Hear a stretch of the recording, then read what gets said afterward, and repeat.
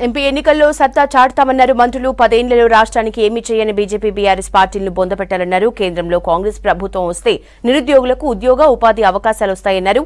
అయోధ్యలో రాముడి గుడి కట్టడం ఎలక్షన్ స్టంటే అని విమర్శించారు హస్తం లీడర్స్. కాంట్రాక్టు కార్మికుల సమస్యల పరిష్కారానికి కాంగ్రెస్ పార్టీ కృషి చేస్తుందన్నారు మంత్రి శ్రీధర్ బాబు. ప్రభుత్వం వచ్చిన వెంటనే కార్మికుల కోసం ₹1 కోటి ప్రమాద బీమా సౌకర్యం కల్పించామన్నారు. సింగరేణి కార్మికుల సొంతింటి కల నెరవేరుస్తామన్నారు మంత్రి.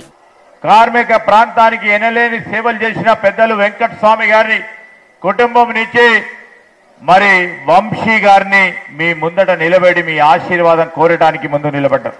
నేను మీ అందరినీ కోరేది ఒకటే, వంశీ గారిని ఎందుకు గెలిపియాలంటే ఈరోజు కార్మికుల పక్షపాతిగా ఉన్న వారి కుటుంబం, కార్మికులకు సంబంధించిన అంశం విషయంలో రాజీ లేకుండా ముందుకు నడిపిన వారి కుటుంబం నుంచి మరి ముందుకు నడుస్తా ఉన్నారు. ఈరోజు లైఫ్ ఇన్సూరెన్స్ ₹1 కోటి లైఫ్ ఇన్సూరెన్స్ ఇచ్చిన ఘనత కాంగ్రెస్ పార్టీ. ఈరోజు సింగరేణికి సంబంధించిన కార్మికులకు సంబంధించిన సంక్షేమాన్ని మనమందరం కూడా దృష్టిలో పెట్టుకోవాలని మనవి చేస్తా ఉన్నాం.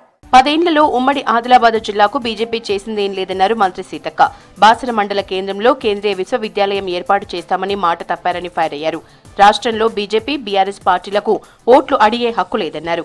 నిర్మల్ జిల్లా ముథోల్ మండల కేంద్రంలో జరిగిన కాంగ్రెస్ కార్యకర్తల మీటింగ్ లో సీతక్క పాల్గొన్నారు. నేను బీజేపీ వాళ్ళని అడుగుతున్నా, 10 సంవత్సరాల క్రితం మీరు ఇస్తానన్న 2 కోట్ల ఉద్యోగాలు సంవత్సరానికి, అట్లా 10 సంవత్సరాలలో 20 కోట్ల ఉద్యోగాలు కావాలి. తెలంగాణ రాష్ట్రానికి మీరు ఇచ్చిన ఉద్యోగాల సంఖ్య ఏందో ఫస్ట్ చెప్పండి. 10 ఏళ్ళు అయింది కదా మీరు అధికారంలోకి వచ్చి. మేము తెస్తాం కాలాదాన్ జన్ధన్ ఖాతాలో ధన్ వేస్తాం అన్నారు. 15 లాక్, మరి కనీసం 15,000 వేసిర్రా?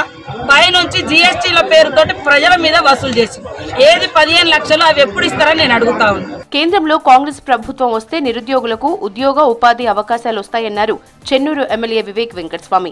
కేంద్రంలో కాంగ్రెస్ రాగానే సింగరేణి కార్మికుల ఆదాయ పన్ను మినహాయింపు జరుగుతుందని చెప్పారు. ఈ ఇన్కమ్ ట్యాక్స్ ఎగ్జంప్షన్ గురించి కేంద్రంలో రాహుల్ గాంధీ గారు వస్తే డెఫినెట్లీ కాంగ్రెస్ పార్టీ ఒక ఆలోచనతోని కార్మికులకు ఎట్లా లాభం చేయాలి, కోల్ ఇండియాలో ఎట్లయితే ఇన్కమ్ ట్యాక్స్ ఎగ్జంప్షన్ ఇప్పించినారో ఇలా మన సింగరేణి సంస్థకు కూడా ఇప్పియాలని చెప్పి కాంగ్రెస్ పార్టీ డెఫినెట్లీ దీంట్లో చొరవ తీసుకుంటుందని చెప్పి కార్మికులందరికీ కూడా భరోసా ఇప్పిస్తున్నాము.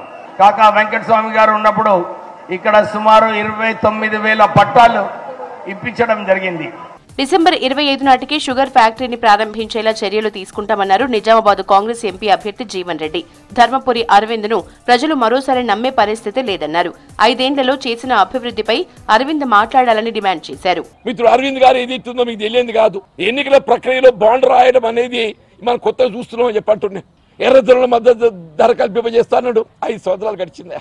ఎన్నికలు సమీపించబోతున్న తరుణంలో ఏదైనా ఒక ప్రభుత్వం ఉత్తర్వులు జారీ చేస్తే స్పష్టత ఉండాలి.